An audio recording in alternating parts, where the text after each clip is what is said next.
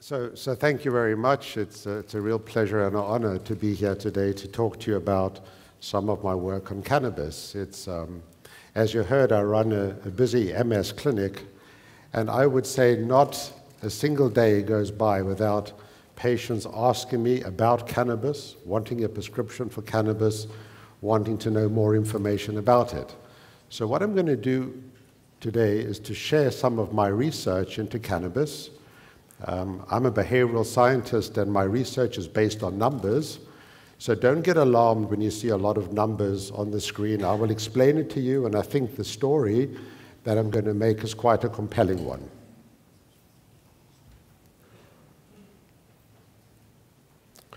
So, my research is funded by the Multiple Sclerosis Society of Canada, and they've funded a number of my studies over the years. So one other personal disclaimer is that when I was younger and in medical school, I smoked cannabis. Well, I certainly touched cannabis. I don't know whether I inhaled or not. I think I was a little bit like Bill Clinton. I'm not sure whether I inhaled. So we're going to start off with a picture of the cannabis leaf, which is very familiar to you. But I'm going to digress, because when you study cannabis and you start reading about cannabis, you realize there is a really interesting history behind the drug, and at times the history can be quite florid. And so you'll recognize something that, well, you'll say, what is that? Those are those little, maraschino cherries that you put in your drinks. But it comes with a very sad story, which I take from the New Yorker magazine, about a company in New York that basically makes the maraschino cherries. And they've done it for many generations. And unbeknownst to the public at large, in the basement of the maraschino factory in New York, the owner was running a cannabis grow-up. And when the police busted him and came down, this is only going back a few years, the man committed suicide. And now, of course, we're in a situation in this country where the drug is legal. And in many states in the United States, the drug is legal, but not in all of them.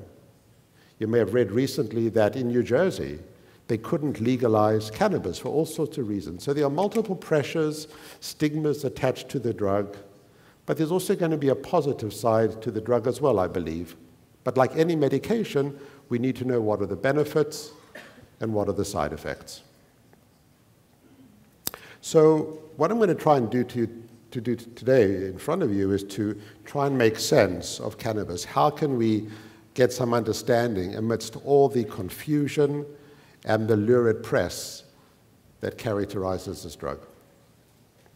So the objective to my study is to talk a little bit about the cognitive difficulties linked to cannabis, to understand how the brain can change in response to cannabis, the structural and functional changes that can come about in the brain, and then also to talk a little bit about, well, what happens when people with multiple sclerosis stop using cannabis? What happens to their cognition?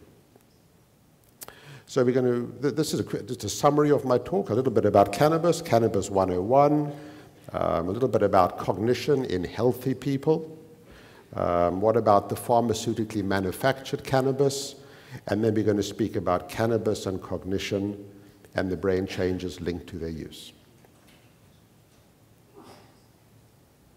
So there's a lot written about it. This was a gift given to me by one of my postdoctoral students. I'm sorry, my screen has gone blank. But this was a gift given to me by one of my postdoc students, and you can see over here that the book has gone into the second edition. I write books. I would love my books to go into a second edition, but they don't often go into a second edition. But if you write about cannabis, it can go into a second edition because people want to know about it. And the drug comes from the plants, cannabis sativa and cannabis indica, two different kinds of plants. I'm sorry, I've lost it again. I'll just have to stand over here. There are many different kinds of cannabinoids, over 60 kinds of cannabinoids. The kind that interests me is the THC, which was first isolated in a laboratory in Israel. But there's also the CBD variant over here. And the difference between the two is that the THC is psychoactive and the CBD is not. And that's a very big difference. So the THC is a part of cannabis that gives you the high, but you don't get the high from the CBD. And one of the potential benefits of CBD is that it might be anti-inflammatory, as you'll see.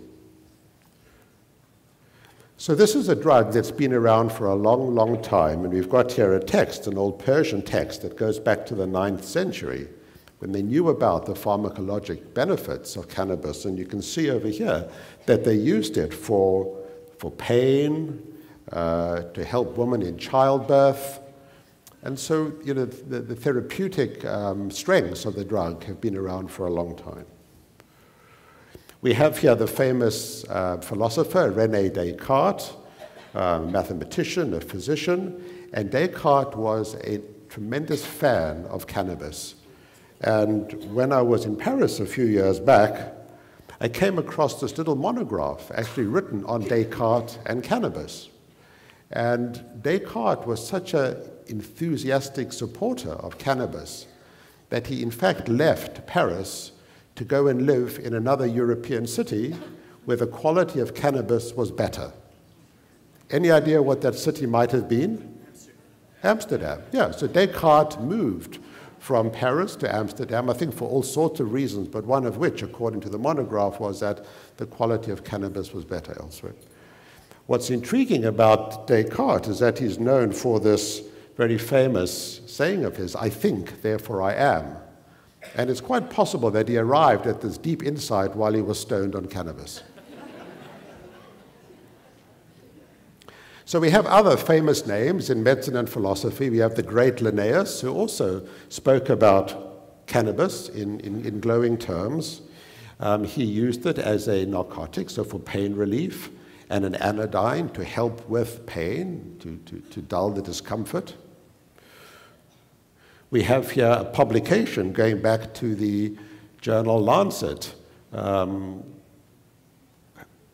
back many years, 1897. I mean, the Lancet, if you're in medicine, the Lancet is one of the high-impact publications. It's one of the finest of the medical journals. And we've got here a report on cannabis by Marshall, and this was the dosage. Whoops. This was the dosage.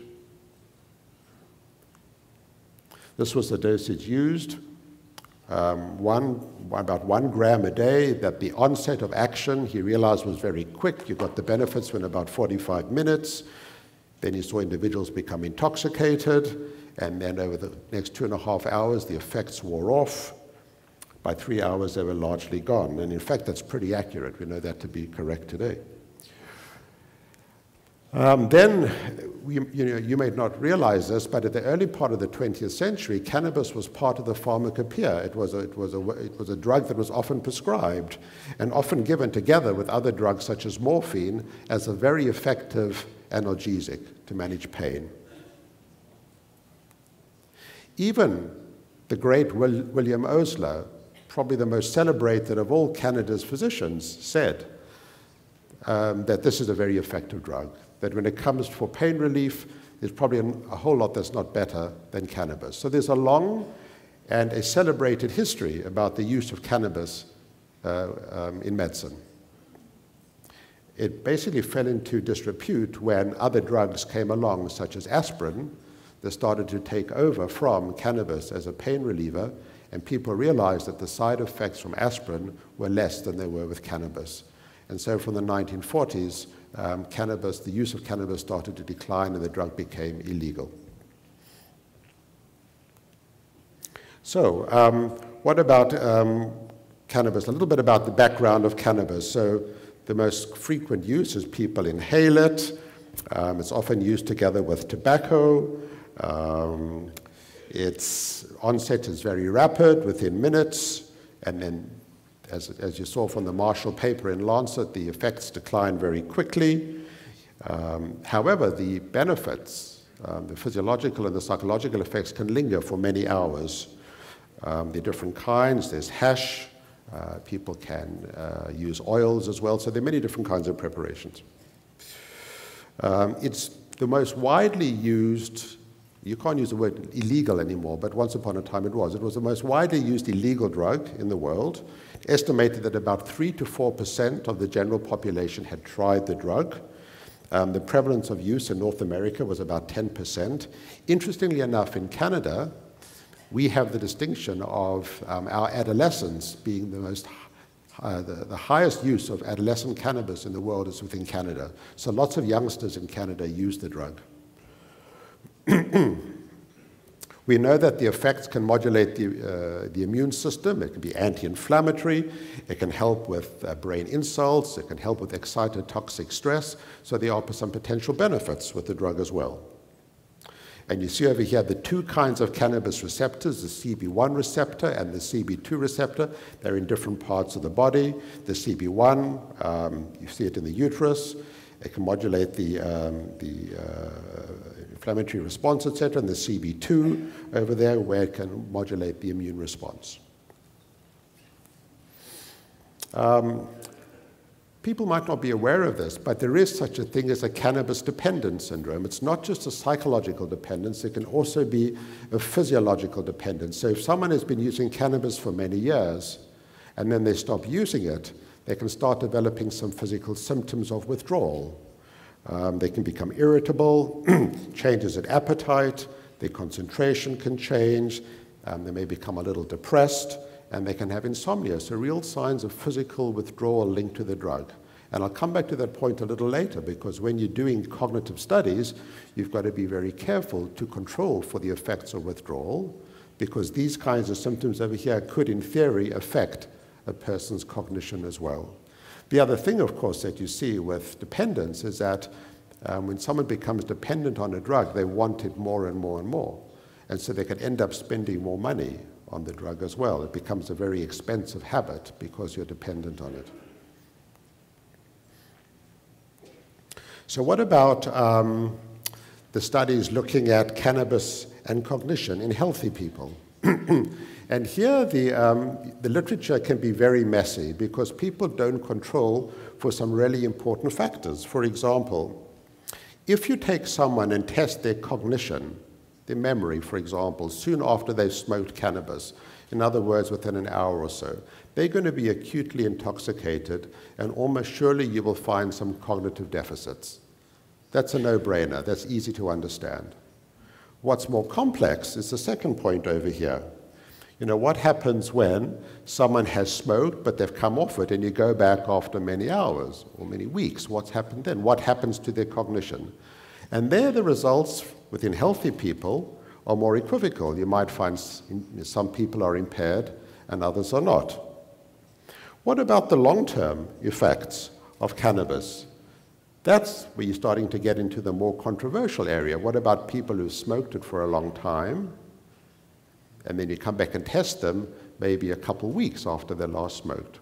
Would you get deficits over there? So there's a long time lag between when they smoked it and when they stopped. And once again, the data are somewhat equivocal. And then, of course, you've got all these other variables that can affect a person's cognition, such as how often do they use cannabis? What's the strength of cannabis?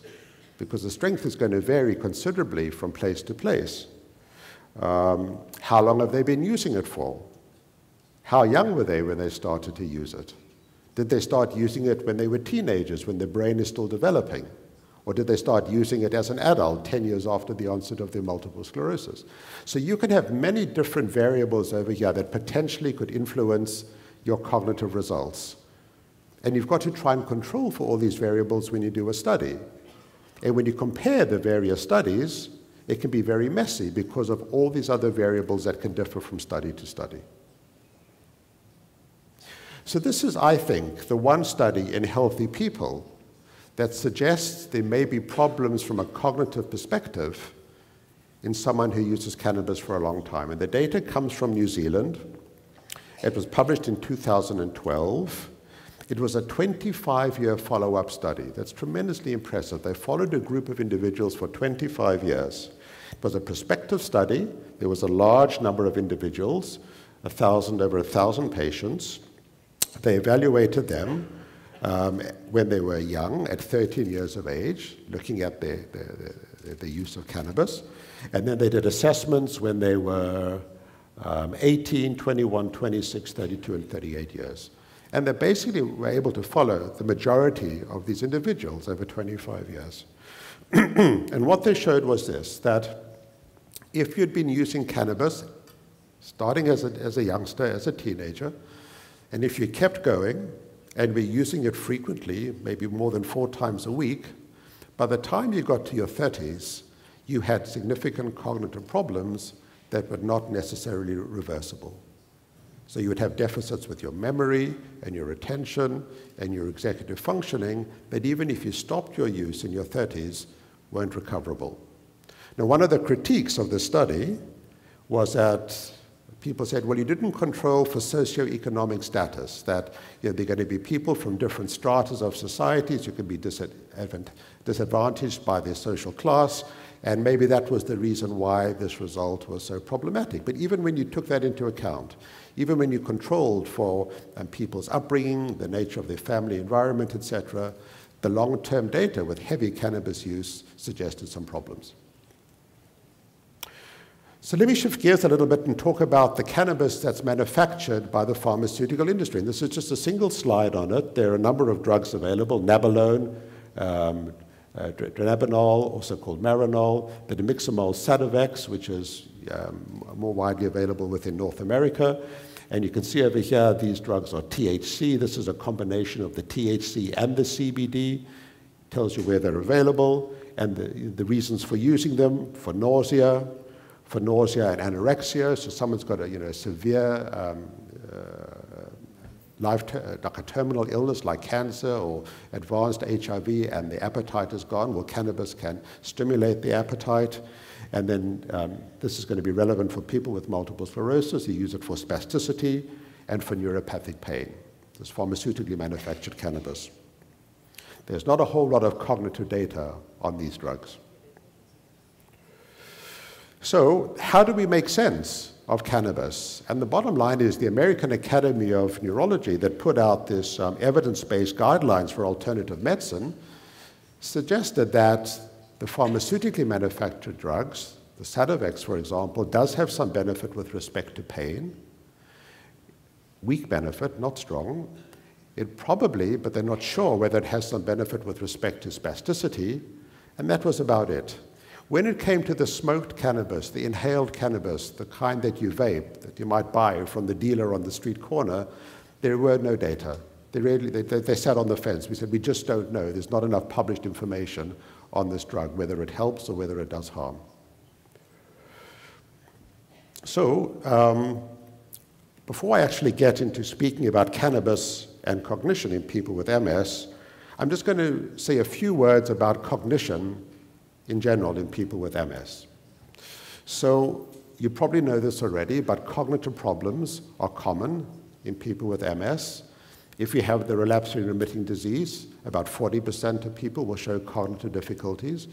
As you get into the secondary progressive form of the disease, the prevalence goes up to about 60 to 70%. People with primary progressive MS can also have significant cognitive difficulties. The main cognitive problem, the one that we see most frequently, is that processing speed gets slower. So your ability to process information slows down. So when we live in this busy, complex world where we're getting bombarded all the time with information, etc., it becomes harder to process things because it's slower. Memory can also become impaired, memory both for verbal material and for visual material. And there can also be what we call executive difficulties, so problem solving can become problematic as well. We know now that these cognitive problems can begin very early in the disease. So even before you get your formal diagnosis of multiple sclerosis, if you presented, for example, with optic neuritis, even then the rates of cognitive difficulties can be quite high.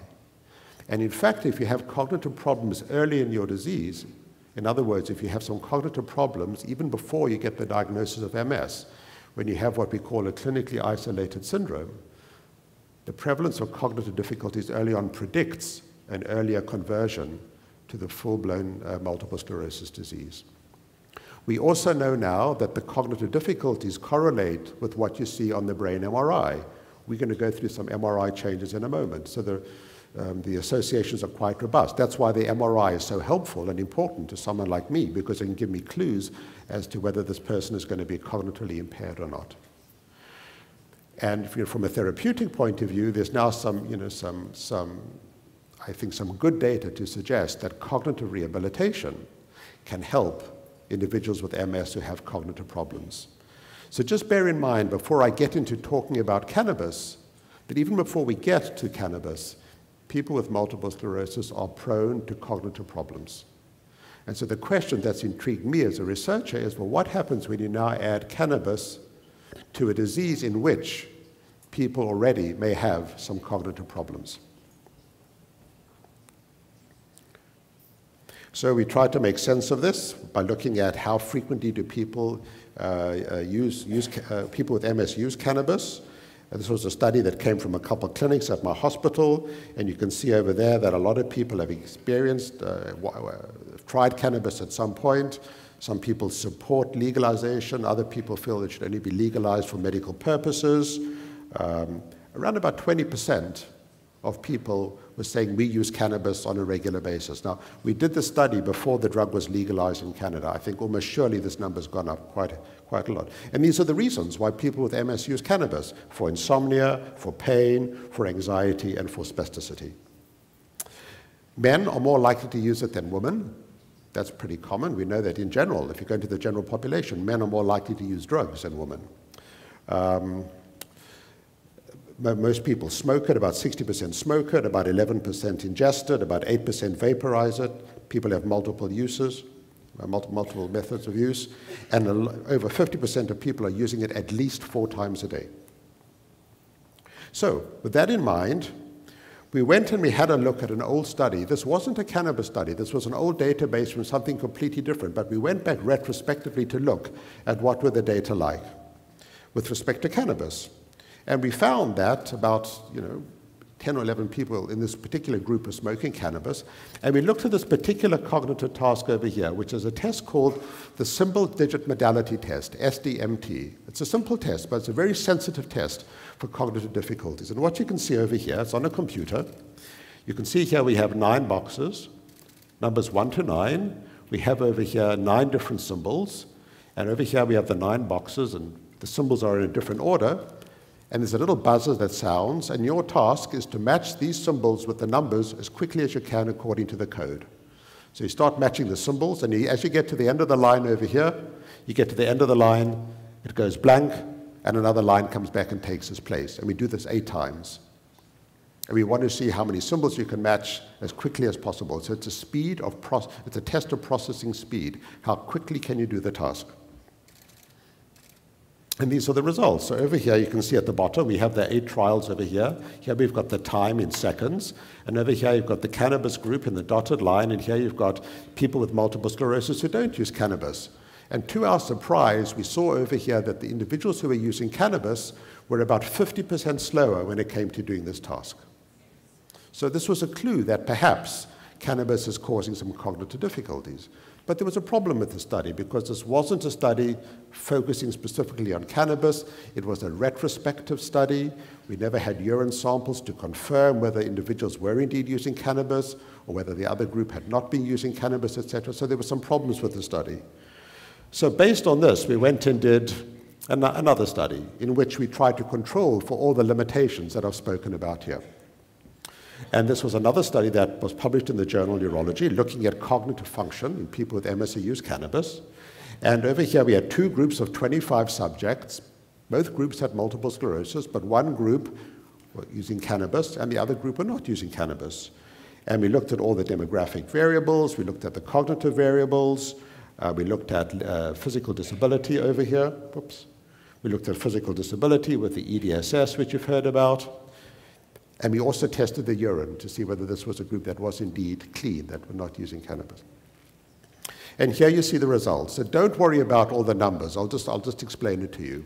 The bottom line is this. We have over here a group that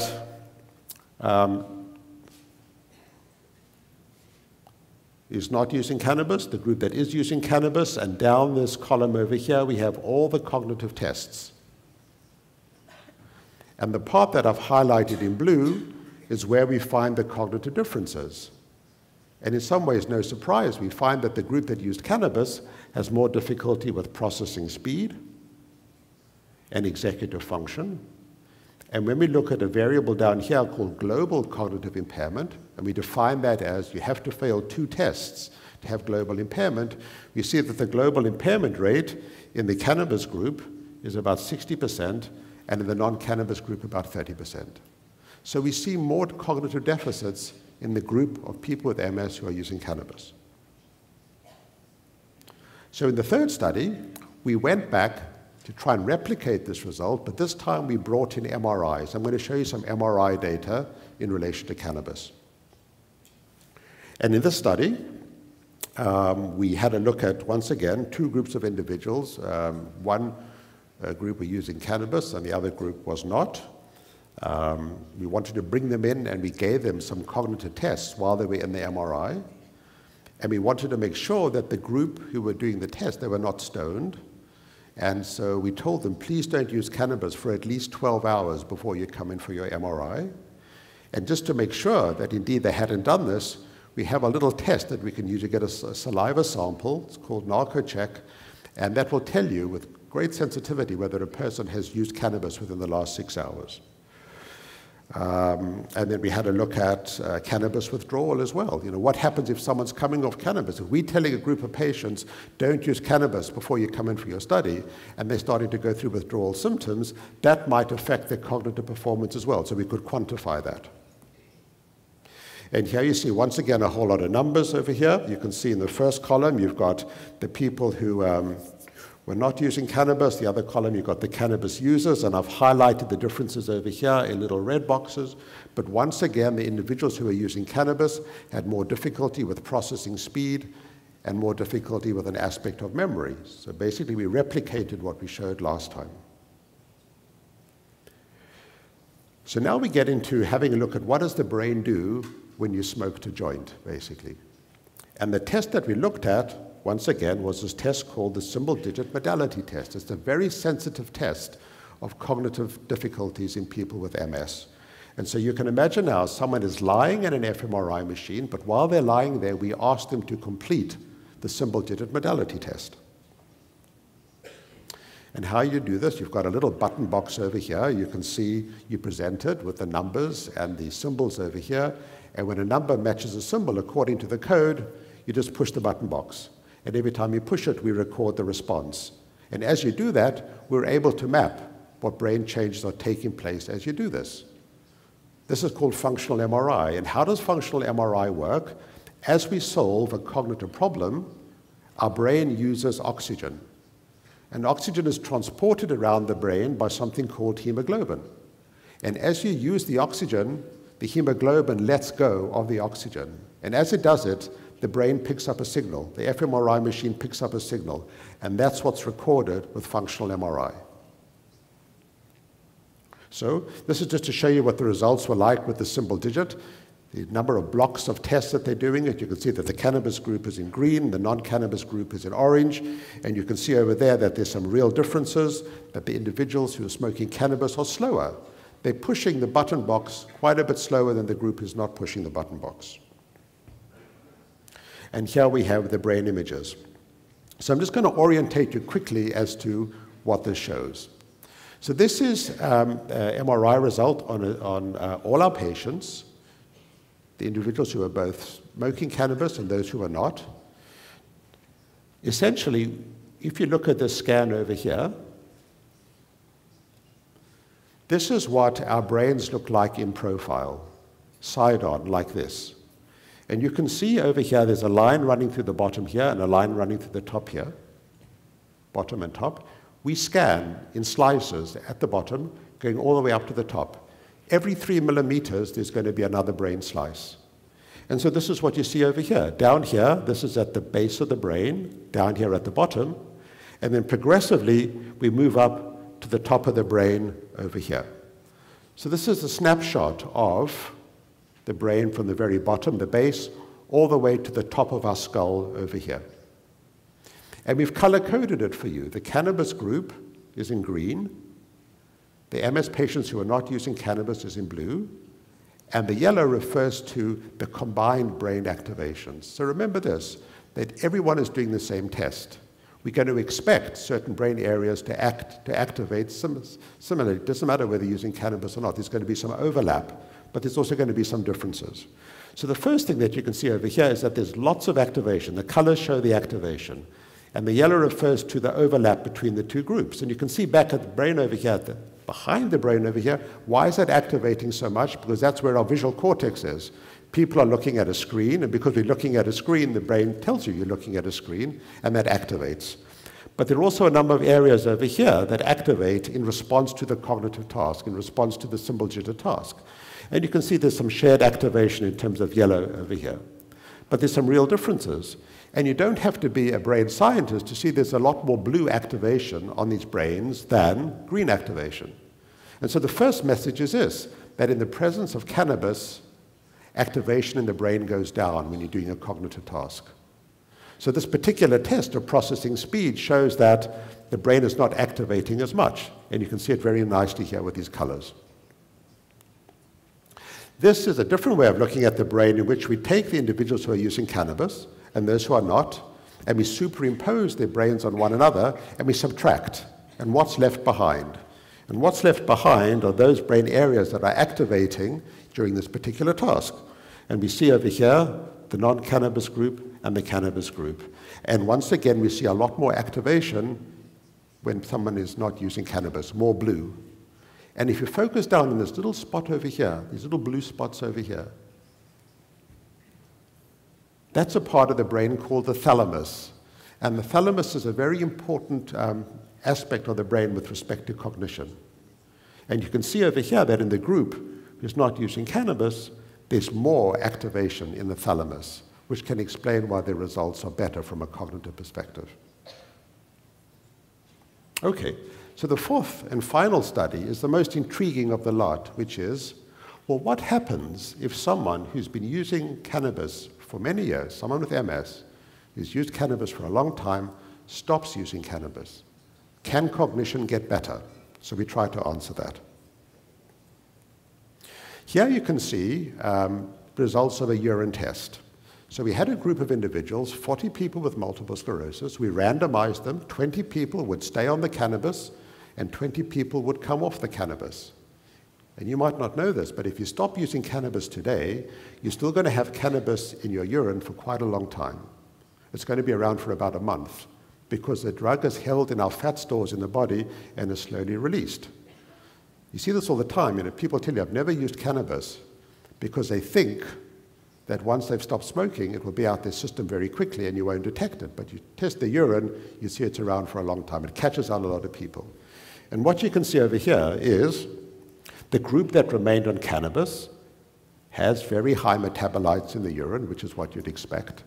The group that comes off cannabis, you can see, by day 28, there's virtually no cannabis left in the system. It's gone. And so the question is, what happens to your cognition when you get to this point? So once again, I apologize. There are lots of numbers over here, but it's actually very simple. You've got over here the group at time 1. So before they've even started the study, we're comparing our two groups of individuals, 20 who stay on cannabis, 20 are going to come off cannabis. Down this over here, you see all the names of the various cognitive tests. These are the names of all the tests. Tests of verbal memory, tests of visual memory, tests of processing speed, tests of executive functioning. And over here in yellow, you have statistics. And at time 1, basically, there are no differences between the two groups, which is what you'd expect, because everybody's using cannabis at that point. Here we have the results 28 days later. Same tests, statistics down here. Every time you see lots of zeros, it tells you it's a statistically significant result. There's a real difference. And what you can see over here is that by day 28, the group that's come off cannabis is doing better on every single test than the individuals who have stayed on cannabis. Their cognition has improved. It's gotten better. Well, what about within the actual group itself? So I've showed you the comparisons between the group that came off cannabis and the group that stayed on cannabis, but let's just focus down into a single group. So over here, we're just going to look at the individuals who stayed on cannabis. They never came off cannabis. At day 28, they were still using cannabis. And you can see over here, their cognition never got better. It stayed impaired. The group over here who came off cannabis, have a look again, lots of zeros in this column over here. Lots of zeros. In other words, just another way of showing you that cognition got a lot better when the group came off cannabis. There's one really intriguing result over here. If you look down at the bottom, you see something there called HADS-D. That refers to a score of depression at the bottom, HADS-D. And have a look over here. By day 28, the group that came off cannabis was in fact endorsing less depression, not more depression. They were saying we feel less depressed. We never expected that. So let's have a look at the results, the brain imaging results when you come off cannabis. I'm going to give you another little cognitive test. This is a test of your memory or working memory. It's a very famous test within the neuropsychological literature. It's called the NBAC. And you've got here a very simple control task, 0 back over here, in which you're lying in a scan, you've got a button box, and the instruction is a simple one. When you see the letter X, just push the button box. Any other letter, don't push the button box. And as you push the button box, we can record the speed with which you push the button box. Simple task.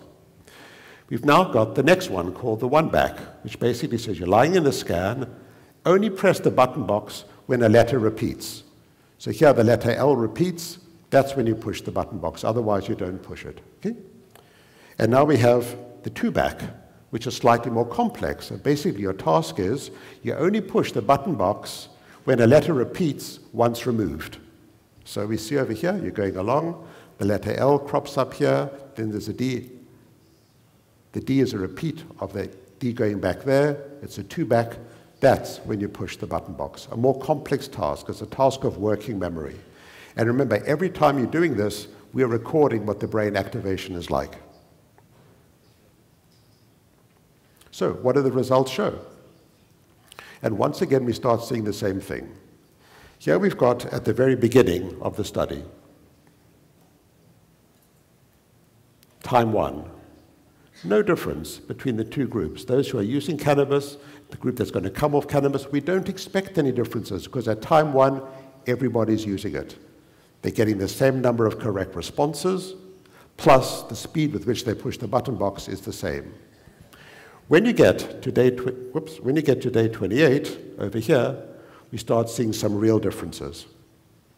Even with the most simple task, even when you just had to push the button box when the X appeared, you can see that the group that's come off cannabis is pushing the button box a lot quicker. And when it comes to the number of correct responses, you can see that over here, the group that comes off cannabis, over here, and over here, are getting more correct responses. They're getting better at doing it. The particular task that I showed you, the NBAC, is very well known within the neuropsychology literature. We know what brain areas activate in healthy people. So we can apply that knowledge when we start looking at the brains of someone with multiple sclerosis who's doing the task. So by now, you are all experts on MRI. I'm just going to show you what it looks like. Over here, we have a look. This is the brain in profile. This is the brain when we look at it from above. And this is the brain when we look at it head-on. All the same thing. The same brain, just from different angles. And over here, this is the group that's remained on cannabis at day 28. This is a group that's come off cannabis. So the group that's remained on cannabis, the group that's come off cannabis. And every time you get a nice, bright orange activation, it tells us this is a positive activation in response to this cognitive test that I've shown you. And once again, you don't have to be a neuroscientist to see that the individuals who've come off cannabis have a lot more activation, a lot more orange, and a lot more yellow in their brain. The brain is more active when they're doing this particular task. And that's why they're doing the task better. That's why they are quicker at doing it. That's why they're getting more correct responses. This is just to show you how the brain tries to compensate in the presence of cannabis. So we focus on discrete brain areas that we know are very important when it comes to doing the test that I showed you. And what you see over here is that we start over here at the 0 back, the most simple task. You just have to push the button in response to the X. When it gets to the 1 back over here, this is more complex, and here the 2 back, the most difficult of all the tasks. And what you can see in the individuals who use cannabis is that as the task becomes more complex, the brain tries to activate more, and it does it. But when it gets to the 2 back, over here, the activation starts declining. The activation starts falling off. The brain can't compensate any further. Whereas in the individuals who've come off cannabis, you can see a nice straight line, that as the cognitive task becomes more complex, the brain is able to meet the challenge by activating in a more robust fashion.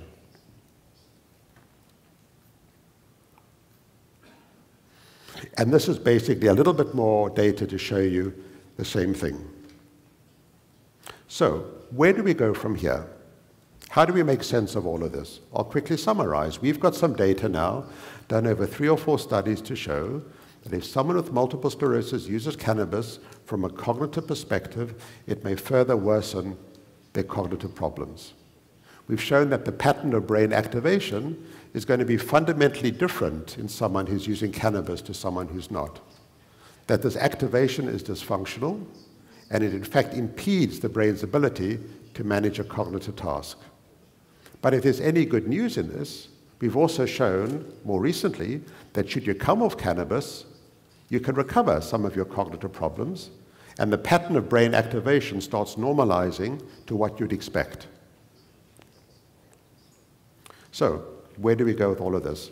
So once again, I took myself off to the city that Descartes loved so much, Amsterdam, and you go to the coffee shops, and you can find these menus where you can choose various kinds of cannabis. And almost surely this is going to come to Canada soon. But you can see over here on this cannabis menu, there's one particular kind called amnesia, which is the strength of, you know? We know now that attitudes towards the drug are changing fundamentally, that once upon a time, a lot of the population were opposed to cannabis. Now, many people are much more open to using the drug. We know that our Liberal government have legalized it, so that's, I think, a huge step forward. I am all for cannabis legalization. I think it's a real plus for many reasons, which we can discuss perhaps when you ask some questions. And before concluding, I just wanted to acknowledge members of my research team and my funders who make all this work possible. So thank you very much.